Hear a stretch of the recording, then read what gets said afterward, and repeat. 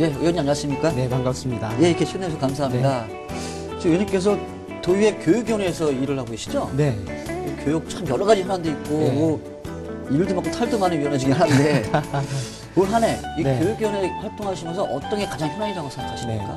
저는 교육이 가장 큰 대한민국의 희망의 자원이라고 저는 생각하고, 우리 특히 경기교육은 선도적으로 이렇게 그 교육을 이렇게 과정을 이끌어 왔어요. 혁신학교 교육이다, 창조적 지성교육이다, 네. 또 민주시민 육성을 위한 교육이다 해서 이렇게 해왔는데, 그러한 비전, 그러한 교육 혁신 과제, 또 정책 기본 방향에 대한 혁신 과제를 어떻게 이뤄내느냐, 이것이 제가 교육위원회 활동하면서 짚어왔다고 저는 생각하고 있습니다.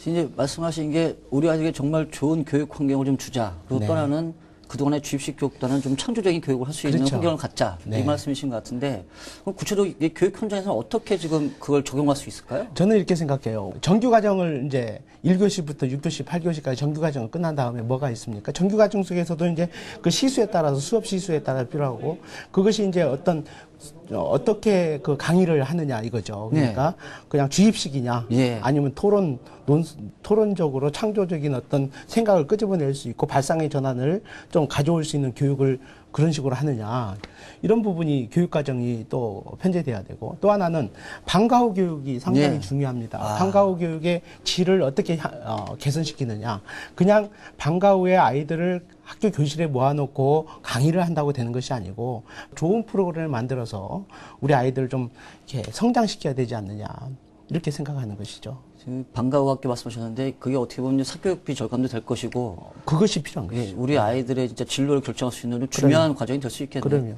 좀 잘 됐으면 좋겠습니다. 그렇습니다. 지역구가 부천이시죠? 네네, 부천입니다. 뭐 부천하면 좀 여러 가지 현안이 있는데 가장 큰 의원님이 생각하시는 가장 큰 현안은 어떤 게 있을까요?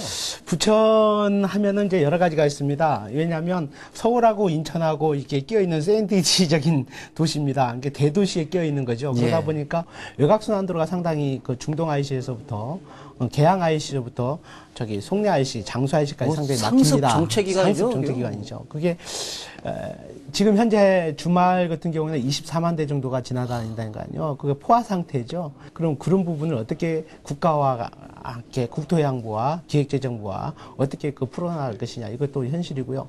지금 부천 같은 경우에는 신도시다 보니까 지금 중동 신도시 같은 경우에는 입주한 지가 20년 가까이 되거든요. 그러다 보니까 노후 배관 문제가 또 심각합니다. 그래서 노후 배관 문제 같은 경우에는 그 아파트가 1000세대 이상 되면은 급수관만 해도 한 8억 정도가 들어갑니다. 아파트 내에. 그래요? 그리고 이제 이제 온수관 같은 경우는 무려 수십억이 들어가죠. 그런 것을 아파트 내에서 해결할 수 있는 부분이 없어요. 그런 부분은 그 기초단체에서도 어떻게 부천시에서 할 수 있는 재정적인 여력이 없고, 지방 재정적인 여력이 없고, 그러면은 그 부분을 주택법을 어떻게 개정했더라도 국가가 국비를 어떻게 지원하고 어떻게 보조를 해줄 것인가, 아니면 우리 이제 기금을 또 지역개발 기금을 통해서 어떻게 할 것인가, 이런 부분도 큰 숙제로 지금 남아 있는 그러한 상황입니다. 그래서 이런 것이 잘 해결됐으면 하는 바람이죠. 예, 지금 이제 말씀 들어보면 부천이 전체적인 도심 재생이 필요할 것 같은데 네.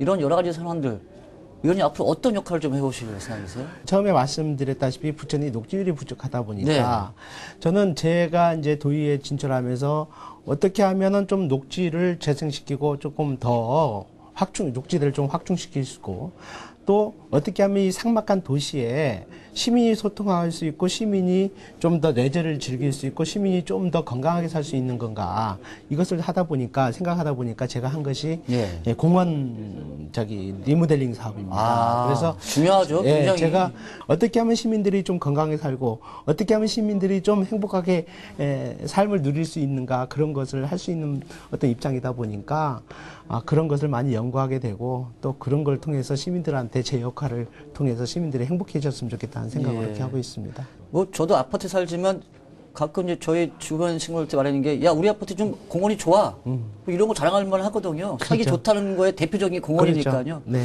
좀 앞으로 좀 부천 시민들 좀 정말 숨 쉴 수 있는 공간이 좀 많이 생겼으면 좋겠습니다. 네. 예.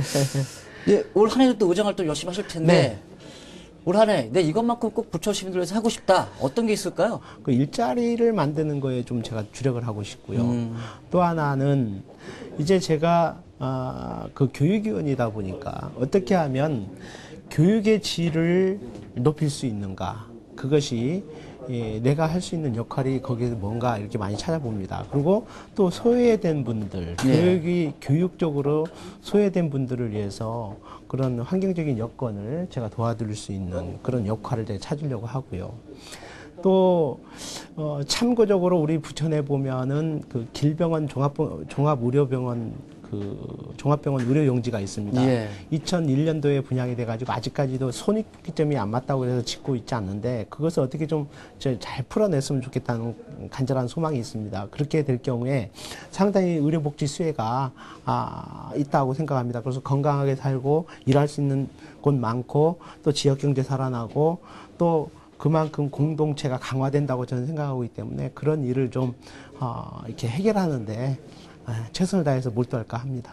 네, 올 한 해 하여튼 이 종합병원이 좀 들어와서 의원님 말씀대로 일자리도 좀 늘어나고 지역 경제를 활성화되고 뭐 나아가서는 의료복지 서비스 좀 향상되는 이런 좀 일이 좀 좋은 일이 있었으면 좋겠습니다. 네, 알겠습니다. 오늘 시간 내주셔서 많이 감사합니다. 응원해 주십시오. 예, 감사합니다.